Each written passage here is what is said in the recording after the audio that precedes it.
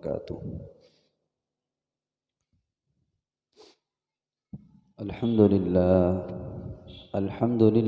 नहमदुहू व नस्तईनुहु व नस्तगफिरुह व नुअमिनु बिही व नतवक्कलु अलैहि व नऊज़ु बिल्लाहि मिन शुरूरि अनफुसिना व मिन सय्यिआति अअमालिना। मन यहदिहिल्लाहु फला मुदिल्ल लह वमन युज़्लिल्हु फला हादिय लह व नशहदु अन ला इलाहा इल्लल्लाहु वहदहु ला शरीक लह व नशहदु अन्न सय्यदना व सनदना व नबियना व मौलाना मुहम्मदन अब्दुहु व रसूलुहु सल्लल्लाहु तआला अलैहि व अला आलिहि व अस्हाबिहि व बारक व सल्लम तस्लीमन कसीरन कसीरा। अम्मा बअद फ़क़द क़ाल अल्लाहु तबारक व तआला फ़िल क़ुरआनिल मजीद वल फ़ुरक़ानिल हमीद। या अय्युहल्लज़ीना आमनुत्तक़ुल्लाह हक़्क़ तुक़ातिह व ला तमूतुन्न इल्ला व अंतुम मुस्लिमून। वक़ाल अन्नबिय्यु सल्लल्लाहु अलैहि वसल्लम क़ाल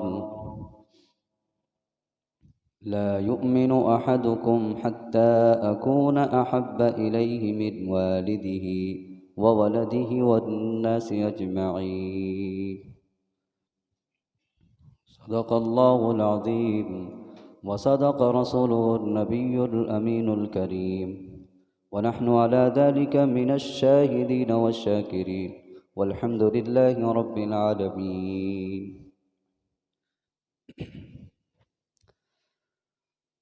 मोहतरम हज़रात, सामीईन किराम, पर्दा नशी उम्मत मुस्लिमा,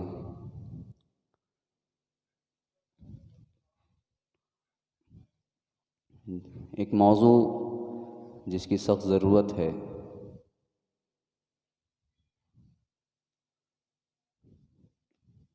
जनाब मोहम्मद रसूलुल्लाह सल्लल्लाहु अलैहि वसल्लम से क़बल जितने अम्बिया इकराम अलैहिस्सलातु वस्सलाम तशरीफ़ लाए, सबकी तशरीफ़ लाने की वजह ये रही कि जब नबी आते तो नबी जो है अल्लाह के वहदानियत, अल्लाह का एक होना और अल्लाह के अहकामात को लोगों के सामने पेश करना उनका काम रहता। नबी आते और नबी के आने के बाद लोगों के अंदर सुधार, मुआशरा से बिगाड़ ख़त्म होता। मगर जो ही नबी की वफ़ात हो जाती, नबी चले जाते, रुख़सत फरमा जाते दुनियावी ज़िंदगी से, तो एक मुद्दत तक कोई नबी नहीं आता तो लोगों में फिर से बिगाड़ शुरू हो जाता। फिर से नबी के न रहने की वजह से लोग बिगड़ते रहते, बिगाड़ आता रहता, फसाद होता रहता और नाफरमानियाँ भी होती रहती। लोग नाफरमान बन जाते, तौहीद से दूर हो जाते, रिसालत से दूर हो जाते, क़त्ल व गारत आम हो जाता, हसद, बुग़्ज़, अदावत, दुश्मनी बढ़ जाती। इस तरीक़े से जो ही बिगाड़ ज़्यादा होता तो फिर जनाब मोहम्मद रसूलुल्लाह सल्लल्लाहु अलैहि वसल्लम या दीगर अम्बिया अलैहिस्सलातु वस्सलाम जो तशरीफ़ लाएँ तो उनकी वजह यही रही। फिर बिगाड़ ज़्यादा बढ़ जाता, फिर अल्लाह नबी को भेजते, फिर बिगाड़ बढ़ता, फिर नबी भेजते, फिर नबी चले जाते, फिर बिगाड़ हो जाता, फिर नबी भेजते। ये सिलसिला चलता रहा। तो हज़रत ईसा अलैहिस्सलातु वस्सलाम जो जनाब मोहम्मद रसूलुल्लाह सल्लल्लाहु अलैहि वसल्लम से क़बल नबी हैं, यानी इनके 571 साल के बाद अल्लाह के नबी जनाब मोहम्मद रसूलुल्लाह सल्लल्लाहु अलैहि वसल्लम की पैदाइश हुई। 571 साल के बाद अल्लाह के नबी की पैदाइश हुई, यानी ईसा अलैहिस्सलातु वस्सलाम की वफ़ात यानी दुनियावी ज़िंदगी से वफ़ात पाने के बाद। इन 571 साल के बीच में भी बहुत बिगाड़ हुआ। तो फिर आखिरी नबी जनाब मोहम्मद सल्लल्लाहु अलैहि वसल्लम को अल्लाह ने पेश किया और कह दिया कि ये ख़ातिमुन नबिय्यीन है, इनके बाद कोई नबी नहीं आएगा। नबी आए तो लोगों को तौहीद से जोड़ा। हर नबी का यही काम रहता कि खुदा को बताते कि देखो खुदा कौन है, उसको पहचानो, और मैं नबी हूँ, अल्लाह ने मुझे भेजा है ताकि मैं तुम पर अल्लाह की तालीमात, अल्लाह के अहकामात और उनके तरीक़ा में तुमको बताऊँ, अल्लाह से जोड़ूँ।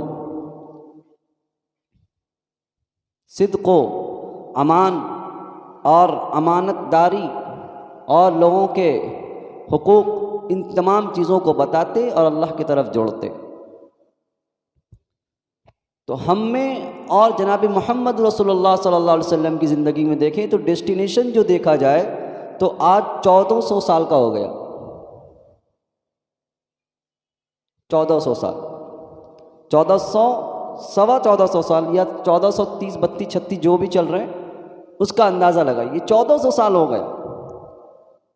तो अल्लाह के नबी भी तौहीद, रिसालत, आखरत, इन 3 चीज़ें जो इस्लाम की बुनियादी चीज़ें, इन पर ज़ोर दे दी। सब नबी का यही काम रहा है। तो नबी सल्लल्लाहु अलैहि वसल्लम ने भी ये काम बताया कि देखो तौहीद, अल्लाह को मानना है, रसूल को मानना है और आखरत का यकीन रखना है कि आखरत है, मरने के बाद की ज़िंदगी है।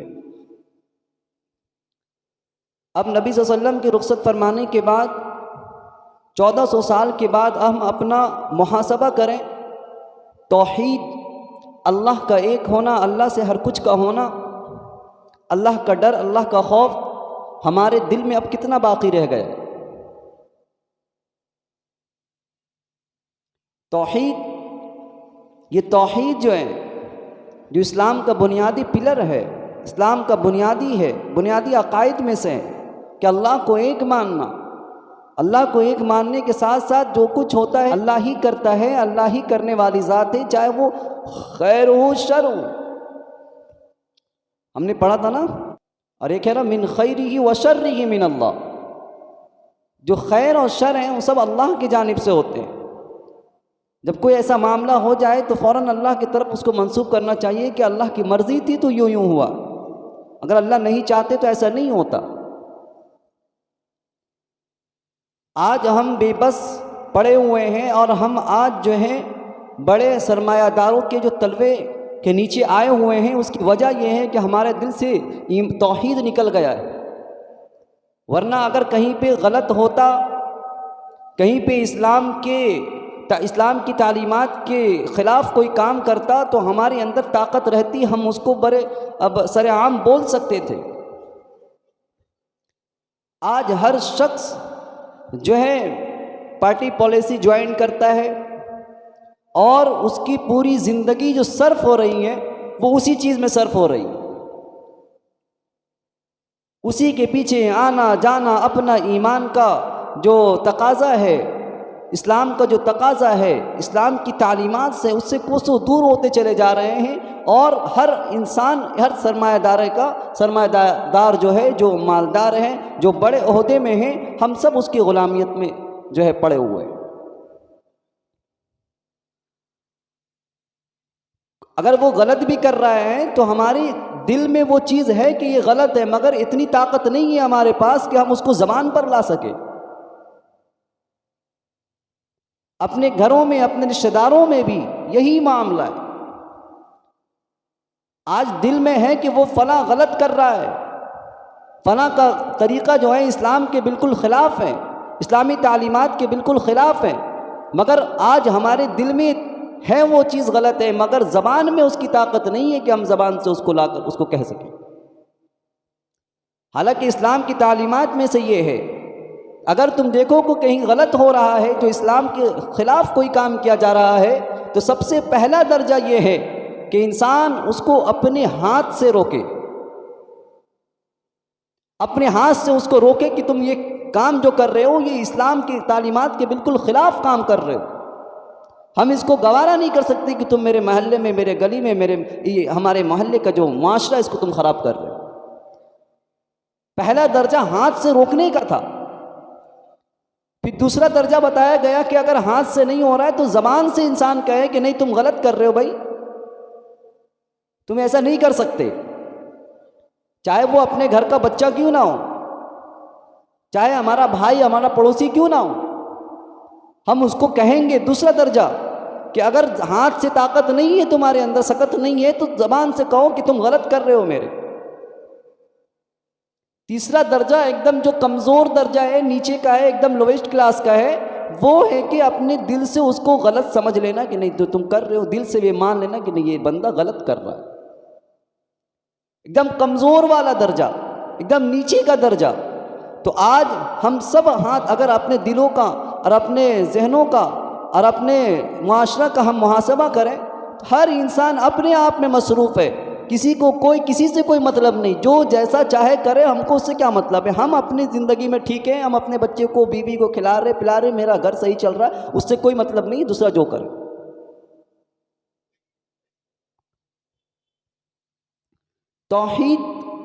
तौहीद यही कि बस कि अल्लाह का खौफ हो, अल्लाह के खौफ के सामने इंसान का कोई खौफ हमारे दिल में ना रहे, ये इस्लाम का तकाजा है। अल्लाह कहते हैं कि जिसके दिल में अल्लाह का खौफ हो जाएगा, फिर एक जैसे एक जिन से बने हुए इंसान से कैसे इंसान डरता है। ओहदे का फ़र्क हो सकता है, मालदारी का फ़र्क हो सकता है, नसब का फ़र्क हो सकता है, मगर जो उसकी बुनियाद मिट्टी है उसमें फ़र्क नहीं हो सकता। जिस चीज़ से वो बना है उसी चीज़ से हम बने। तो फिर इसमें एक दूसरे से डरने और खौफ रखने का जो जहनों में, दिलो दिमाग में जो हमारे बैठ चुका है, इसको निकालने की ज़रूरत है। डर तो सिर्फ अल्लाह से होगा, खौफ किसी का होगा तो वो अल्लाह का होगा। आज हमें ईमान लाते हुए, यानी हम तो बाई बर्थ और ऐसे घरानों में विरासत में जो हमें ईमान मिला है कि हम ईमान वाले के घर में पैदा हुए, इसकी हमें हकीकत नहीं हमारे पास। किसी के 30 साल हो गए, 25 साल हो गए, किसी के 50, किसी के 60, ईमान लाते हुए, ईमान घरानों में पैदा होते हुए, कलमा पढ़ते हुए 30, 35, 36, 20 जितने भी साल जो बालिग होने के बाद, अडल्ट होने के बाद जिसके ईमान जहाँ तक पहुँच चुका है, हम सोचे कितना साल हो गया, इसमें कितना इम्प्रूवमेंट आया। क्या हमारे अंदर वो ताकत है कि हम कहीं पे भी जुल्म के खिलाफ आवाज़ उठा सकते हैं? आपको वाक़या याद दिलाता हूँ। हज़रत मूसा अलैहिस्सलाम के दौर में, हज़रत मूसा अलैहिस्सलाम के दौर में फ़िरौन ने हज़रत मूसा अलैहिस्सलाम को मात देने के लिए जादूगरों को बुलाया। सुनिए इनका ईमान, जादूगरों को बुलाया कि मूसा जो है ना, इनके पास एक आसा है, ये जादू करते हैं, ये जादू से उसने ताबीर कर दिया। और जादूगरों को बुलाया और कहा कि इस मूसा अलैहिस्सलाम से, यानी मूसा से तुम जो है इनसे मुकाबला करो, ये भी जादूगर हैं, तुम भी जादूगर हैं, इनसे मुकाबला करो, इनको हराओ। ये कहते हैं कि नहीं, ये हम जादूगर नहीं, हम तो खुदा की तरफ से भेजे हुए रसूल हैं, और तुम इनको मुकाबला करके बताओ कि तुम्हारा खुदा बड़ा है या फ़िरौन के जादूगर बड़े हैं। तो जादूगरों को भेजा और मुकाबला शुरू हो गया। जादूगरों ने मूसा अलैहिस्सलाम के सामने अपने रस्सियों को फेंक कर उसको सांप बना दिया, सब ने फेंक दिया। अल्लाह ने हुक्म दिया, व अलक़ी मा फ़ी यमीनिका तल्क़फ़ मा सनऊ, कि अपने जो दाएं हाथ में आपके जो आसा है उसको आप डाल दीजिए। इन जो जादूगरों के सामने इन्होंने जो सांप बनाया है, आप भी एक काम कीजिए मूसा, आप भी डाल दीजिए अपने हाथ में जो आपके आसा रखे हुए हैं उसको डाल दीजिए। तो मूसा अलैहिस्सलाम ने उसको डाल दिया। जो ही डाला है, डालते ही वो सांप बना, और सांप बनने के बाद सारे जादूगरों ने जो सांप फेंके थे, सारे सांप को मूसा अलैहिस्सलाम का जो सांप था उसने क्या किया, सबको निगल लिया, सबको निगल लिया। निगलने के बाद का मामला सुनिए। उसके बाद क्या होता है, क्योंकि ये जादूगर थे, ये जादूगर समझ गए कि ये मूसा जो है ये झूठा नहीं है, मूसा जो है ये जादूगर नहीं है।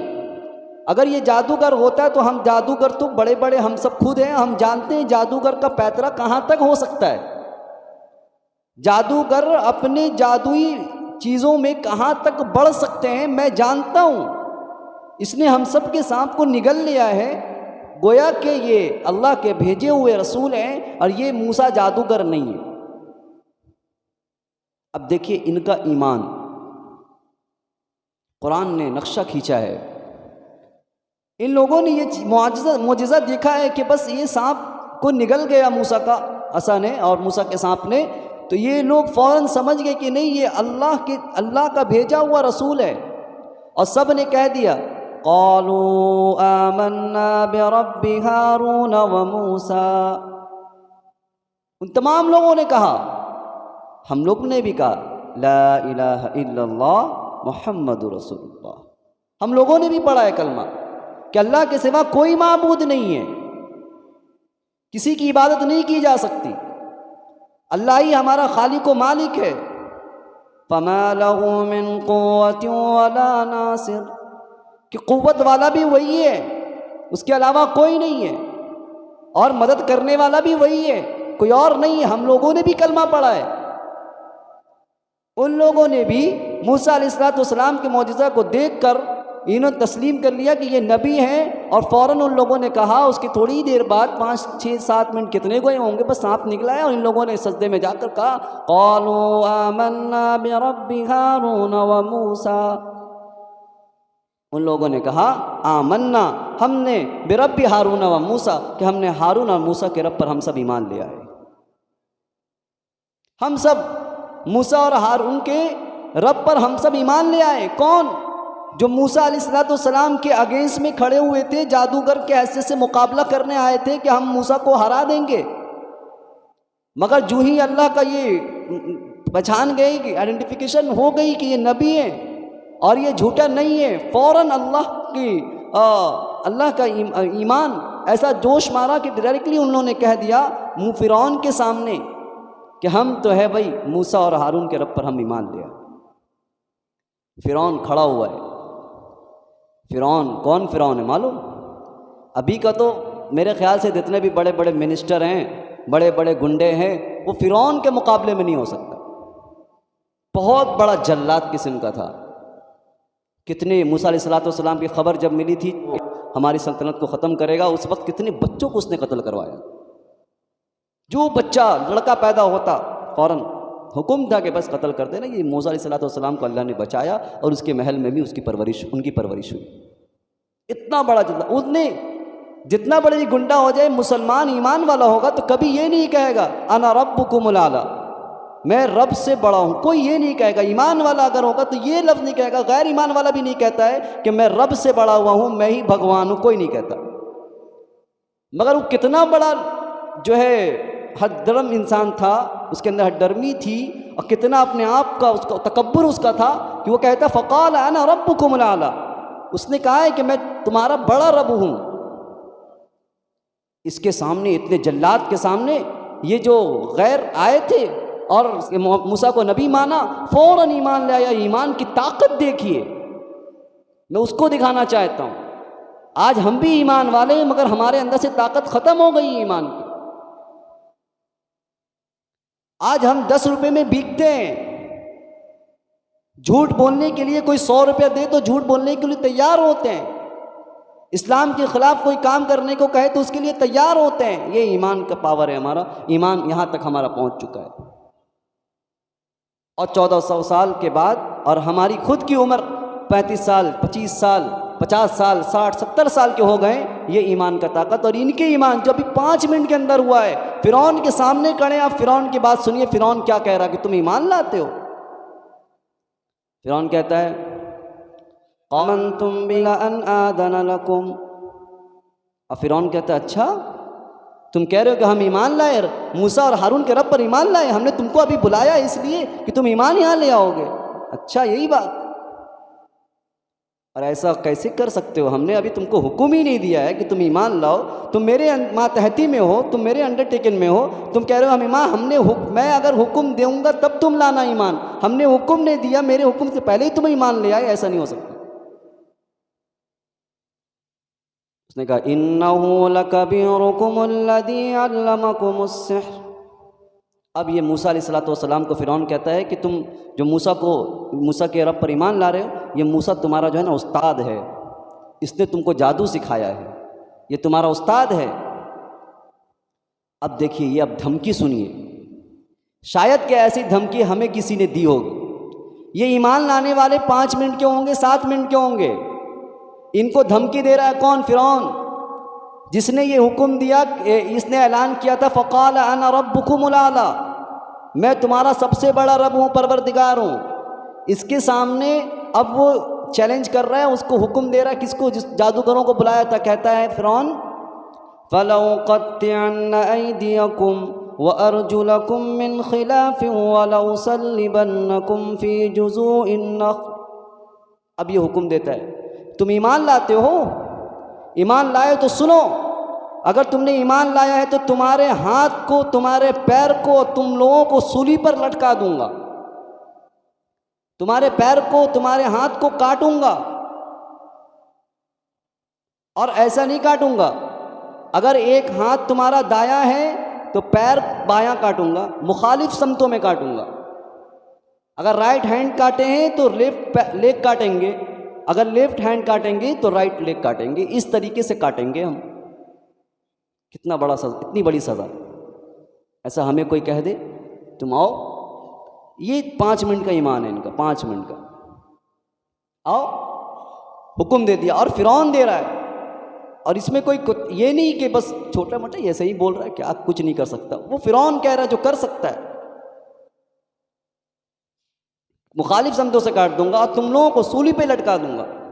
बाज़ रिवायत में लिखा है कि उनको लटकाया भी गया, मगर इनका ईमान, इनकी भी रिप्लाई सुनिए। इन्होंने जो रिप्लाई दिया फ़िरौन को, 5 मिनट का ईमान है, अल्लाह को माना, रसूल को माना, और ऐसी तौहीद, ऐसी रिसालत और ऐसी आखिरत का यकीन कि 5 मिनट के अंदर इनके जवाब सुनिए, इनका रिप्लाई सुनिए। क्या रिप्लाई इन्होंने दिया? क्यों कह दिया कि मैं तुम्हारे हाथ पैर काटूंगा, तुमको सूली में लटकाऊंगा, ठीक है, मेरे भी जवाब सुन लो। उन्होंने कह दिया क़ालू लन नु'थिरका अला मा जाअना मिनल बय्यिनात वल्लज़ी फ़तरना फ़क़्ज़ि मा अंत क़ाज़। इन लोगों ने जवाब दिया, किन्होंने? जादूगरों ने, जो ईमान लाए थे, अभी 5-10 मिनट हुआ जिनका ईमान लाते, ये जवाब दे रहे फ़िरौन सुनो, क़ालू लन नु'थिरका अला मा जाअना मिनल बय्यिनात, जो दलील हम पे वाज़े हो गए, यानी ये दलील वाज़े हो गया कि अल्लाह है, रसूल है, आखिरत का यकीन है कि मरने के बाद अच्छे अमाल होंगे तो जन्नत मिलेगी, अमाल सही नहीं होंगे तो जहन्नम में जाना पड़ेगा। मुझ पर यकीन, मेरे पर दलाइल वाज़े हो गए कि मूसा सच्चा है। क़ालू लन नु'थिरका, हम तुमको तरजीह नहीं दे सकते, मूसा के रब के सामने तुमको हम कुछ नहीं समझते। लन नु'थिरका अला मा जाना मिनल बय्यिनात वल्लज़ी फ़तरना फ़क़्ज़ि मा अंत क़ाज़, तुमको जो करना है कर लो। फ़क़्ज़ि मा अंत, जब कहते हैं ना हम कुछ नहीं, तुमको जो करना कर लो यार, जाओ। हम कैसे कभी कई लड़ाई झगड़े हो, हम कहते हैं ना, जब ताकत रहती है, क़ुव्वत रहती है, कैसे बोलते हैं तुम जो करना कर लो। यहाँ के अल्फाज डिफरेंट हो सकते हैं, मगर बोलने का तरीका यही होता है कि जो करना है कर लो।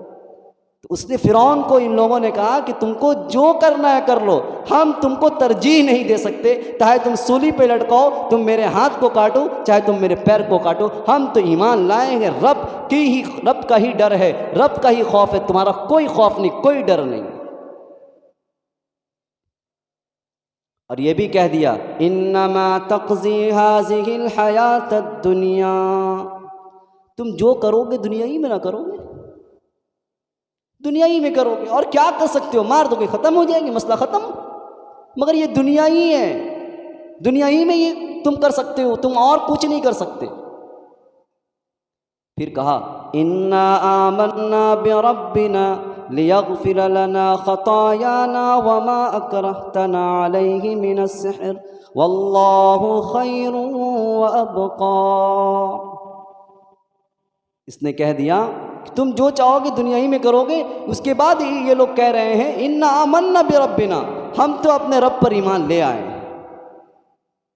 लियग़फ़िर लना ख़तायाना, हम ऐसे रब पर ईमान लाए जो हमारी ख़ताओं को, मा अकरहतना अलैहि मिनस्सिहर, जो कुछ उन्होंने हमें सिखाया था, यानी जादू जो सिखाया था, हमें उम्मीद है कि जिस पर हमें मजबूर किया गया था, फ़िरौन ने हमें मजबूर किया था कि जादू करो और मूसा के मुकाबले में आ जाओ। मुझे यकीन है हम जिस रब पर ईमान लाए हैं, जिस जादू पर हमें मजबूर किया गया था, हमारा रब हमें माफ़ कर देगा। लियग़फ़िर लना ख़तायाना वमा अकरहतना अलैहि मिनस्सिहर। उसके बाद कहते वल्लाहु खैर व अबक़ा, कि रब जो है वही बेहतर है, उससे बेहतर कोई है ही नहीं है, और वो हमेशा हमेशा रहने वाला है। ये ईमान कितने देर का था भाई? 5 से 10 मिनट का ईमान था। रब को पहचान लिया। यही तो वजह है ना कि अल्लाह के नबी जनाब मोहम्मद रसूलुल्लाह सल्लल्लाहु अलैहि वसल्लम की एक हदीस मुबारक है, अल्लाह के नबी फरमाते ज़ाक़तुल ईमान, जो चाहता है कि ईमान का मज़ा चखे कि ईमान क्या चीज़ है, ईमान की भी एक टेस्ट है। बिरयानी के टेस्ट है, टेस्ट सब चीज़ का खाने का मज़ा होता है, हर चीज़ के डिफरेंट टेस्ट होते हैं, तो ईमान का भी टेस्ट है, हमें नहीं मिला अभी। अल्लाह के नबी ने फरमाया जो चाहता है ज़ाक़तुल ईमान, जो चाहता है कि ईमान का मज़ा चखे, मन रज़िया बिल्लाहि रब्बन व बिल इस्लामी दीनन व बि मुहम्मदिन रसूलन, जो चाहता है कि ईमान का मज़ा चखे तो रब को रब मान लो कि रब हमारा परवरदिगार है, उसने हमें पैदा किया है, उसके अलावा किसी का डर, किसी का खौफ हमारे दिल में नहीं होना चाहिए। गलत है तो गलत है, चाहे वो माँ हो चाहे वो बाप हो, तरीक़ा अलग हो सकता है, मगर बोलेंगे तो साफ कि नहीं ये गलत है, चाहे मुआशरा का बड़ा से बड़ा लीडर क्यों ना हो, चाहे मुआशरे का बड़ा से बड़ा जो है सरमायादार क्यों ना हो, मालदार क्यों ना हो, गलत है, इस्लाम के मुखालिफ कोई काम कर रहा था, हम फ़ौरन कहेंगे ये ईमान का तकाज़ा है। रब को रब मानता हुआ कि रब हमारा पालनहार है, वही हमारा खालिक व मालिक है, ये मानते हुए ज़िंदगी गुजारो। वभी मोहम्मदिन रसूलन, और रसूलुल्लाह सल्लल्लाहु अलैहि वसल्लम को अपना रसूल मान लो, अपना आइडियल, अपना मॉडल मान लो। उनका तरीक़ा ही सब कुछ है, उनको खुश करने के लिए ज़िंदगी गुजारो कि उनके तरीक़े पे हम अपनी ज़िंदगी गुजारेंगे, उनकी इताअत फरमाबरदारी में हमारी ज़िंदगी गुजरेगी, चाहे जितने भी मुश्किलात आ जाएं, जितने भी मामला आ जाएं, जितने भी बड़े बड़े असरार करते रहें, घर वाले कहते रहें कि नहीं ये तरीक़ा नहीं चलेगा, ये तरीक़ा नहीं चलेगा, ये काम नहीं होगा, नहीं होगा तो वही जो अल्लाह चाहेंगे, जो अल्लाह चाहेगा। ये ताकत है, ये कमज़ोरी है। ईमान के लिए अल्लाह के खौफ से कोई काम किया जाएगा तो बातिल थरथरा जाता है। ईमान, इनका वाक़या सुना ईमान का, तो हम भी अपने ईमान का मुहासबा करें, कितना अल्लाह का डर है। हम 5 रुपये, 10 रुपये, 100 रुपये, 500 रुपये में बिक रहे हैं। ईमान की इतनी ताकत नहीं है कि जो दिल में किसी के लिए गंदगी है भरी हुई, किसी के लिए दिल में है कि ये इस्लाम का मुखालिफ है, ये सही काम नहीं कर रहा है, तो ज़बान में इतनी ताकत नहीं कि उस ज़बान से हम उसको बोल सके तुम गलत कर रहे हो। आपको मालूम होना चाहिए कि मक्का में जब अल्लाह के नबी ने ईमान की तबलीग की, दीन की तबलीग शुरू हुई है, तो दिन ब दिन बढ़ता चला गया। उसके बाद काफिरों ने, मक्का वालों ने नए नए मुसलमानों पर जुल्म और ज़्यादती शुरू कर दी।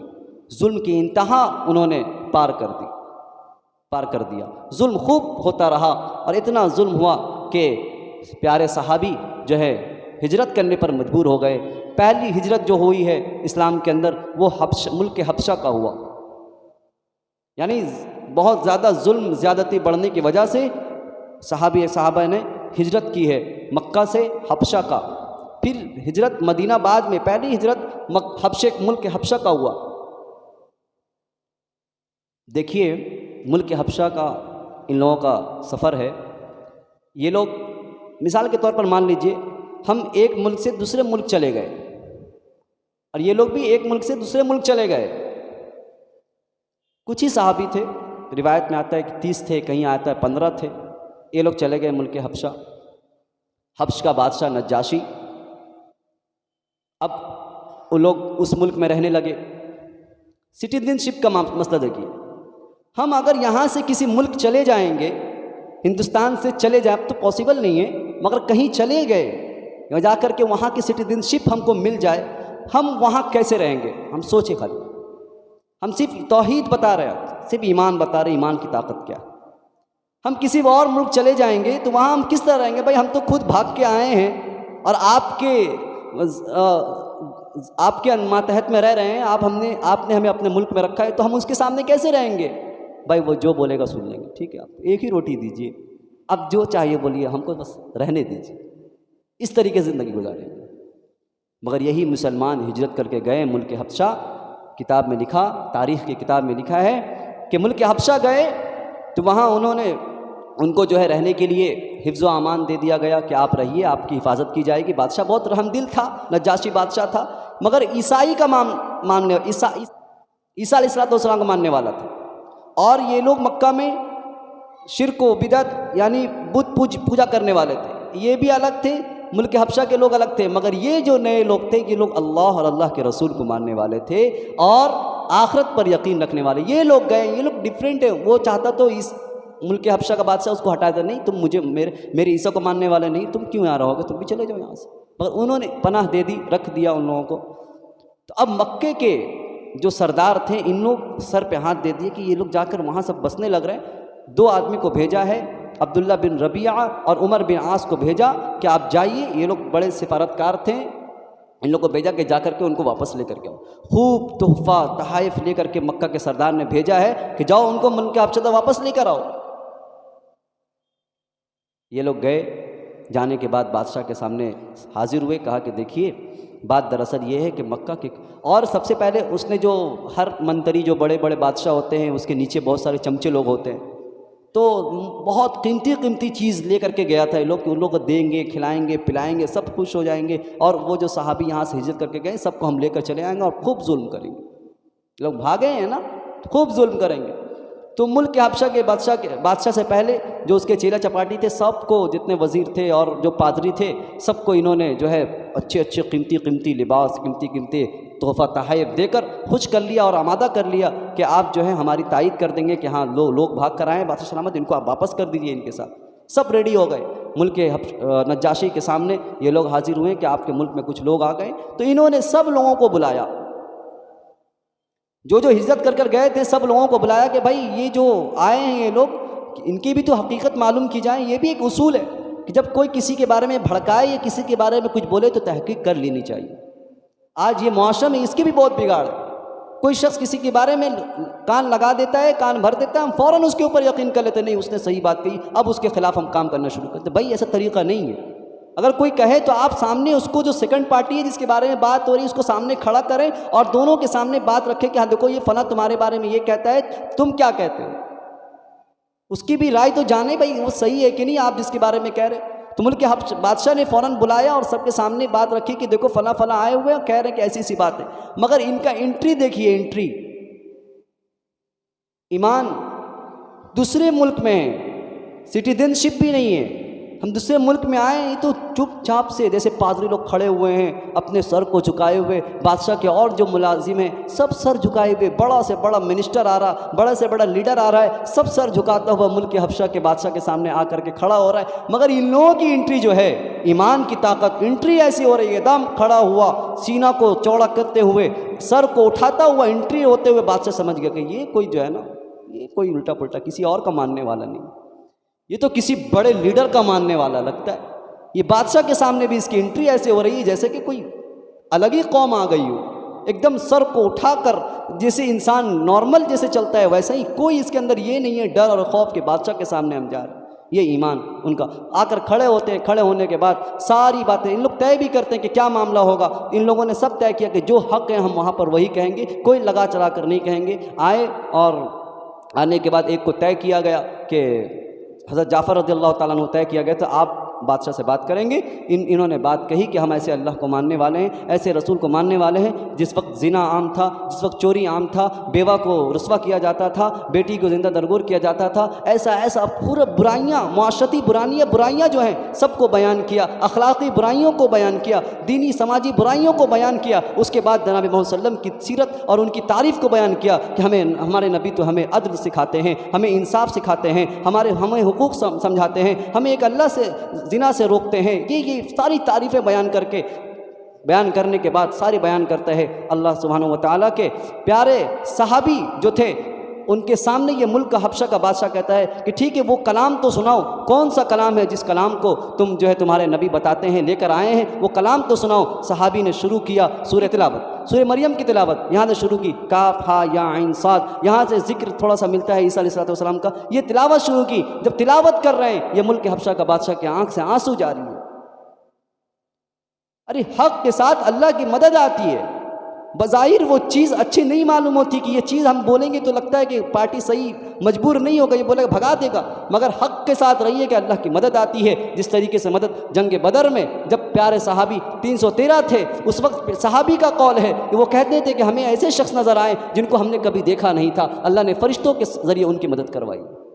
आज भी वही खुदा है जो हमारी मदद कर सकता है, मगर ये है कि हम अल्लाह को अपना जो है पूरा सुपर पावर मान लें, ताकत मान लें कि अल्लाह की ज़ात से ही हर कुछ होता है। अल्लाह की जो है अल्लाह का खौफ हमारे दिलों में हो जाए, फिर ये सब चीज़ गाजर मूली की तरह नज़र आने लगेगी।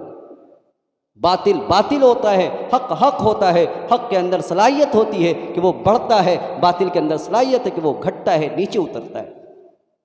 तो मुल्क के हबशा के बादशाह के सामने भी वो लोग आए तो एक अल्लाह को मानते हुए, रसूल को मानते हुए, नज़र को झुका कर नहीं, ये इरादा भी कर लिया था अगर बादशाह चाहेगा तो रखेगा, नहीं चाहेगा तो हटा देगा, चले जाएंगे हम, मगर बोलेंगे तो हक बोलेंगे। आया तो बादशाह ने तस्लीम कर लिया, सारे तोहफे तहाइफ को वापस कर दिया कि लेकर चले जाओ यहाँ से, तुम्हारे तोहफे तहाइफ की ज़रूरत नहीं है, तुम हमें मजबूर मत करो, तुम अपने तोहफे तहाइफ जो लेकर आए हो इसको वापस कर दिया और वापस भेज दिया। वो लोग नाकाम हो गए, इनको फिर से पनाह फिर से वहाँ रहने लगे। मैं बताना ये चाह रहा था कि हमें भी वैसा ईमान पैदा करने की ज़रूरत है, ऐसा अल्लाह का खौफ अपने दिल में पैदा करने की ज़रूरत है कि जो कुछ होता है अल्लाह से होता है। सामने कोई भी बातिल हो हम डरेंगे नहीं, कोई भी हो डर का मुकाबला करेंगे कि निडर होकर के अल्लाह के वहदानियत के लिए, अल्लाह के तौहीद के लिए, रसालत के लिए, आखिरत पर यकीन रखते हुए हमारा आज से जो ज़िंदगी गुजारने का तरीक़ा होगा वो ये होगा कि हम हक़ का साथ देंगे, बातिल का साथ नहीं देंगे। बातिल चाहे मेरा भाई क्यों ना हो, चाहे मेरे घर के रिश्तेदार क्यों ना हो,